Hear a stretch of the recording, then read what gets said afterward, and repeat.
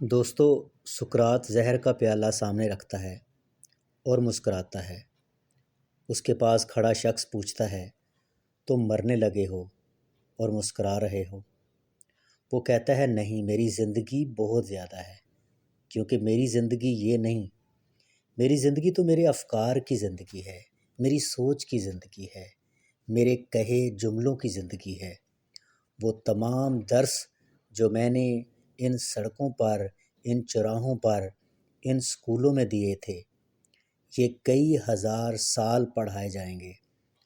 آج فلسفی کا کوئی طالب علم تب تک فلسفی کی ڈگری حاصل نہیں کر سکتا جب تک وہ سقراط کو نہ پڑھے۔